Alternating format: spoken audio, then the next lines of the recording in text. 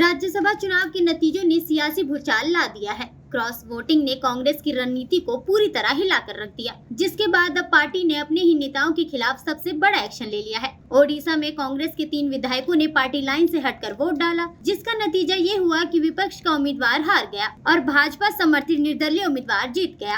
अब कांग्रेस ने इन बागी विधायकों को निलंबित कर दिया है और अगला कदम इनकी विधायकी को खत्म करने की तैयारी है। तो क्या ये सिर्फ अनुशासनहीनता है या फिर बड़े सियासी खेल की शुरुआत? आइए समझते हैं पूरी खबर।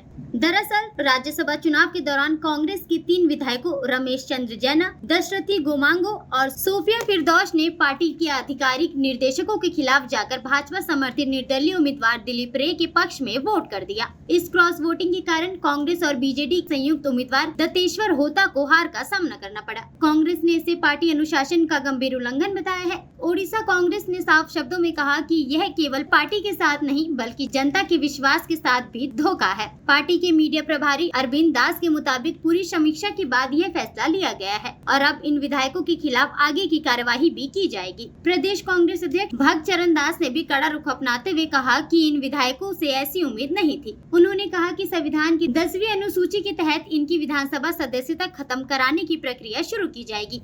इतना ही नहीं, इन बागी विधायकों को अब विधानसभा में कांग्रेस विधायकों के साथ बैठने की भी अनुमति नहीं होगी। आपको बता दें कि ओडिशा में राज्यसभा की 4 सीटों के लिए 5 उम्मीदवार मैदान में थे।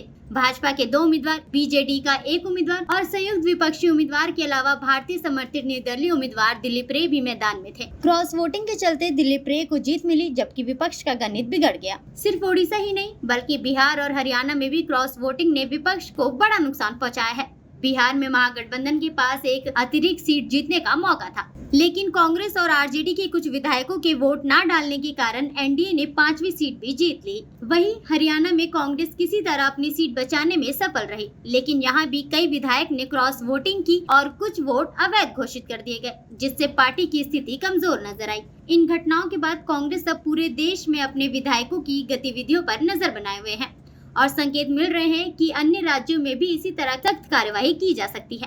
फिलहाल यह मामला साफ तौर पर दिखाता है कि राज्यसभा चुनाव में क्रॉस वोटिंग ने राजनीतिक समीकरण पूरी तरह बदल दिया है और विपक्ष के भीतर एकजुटता पर भी सवाल खड़े कर दिए हैं।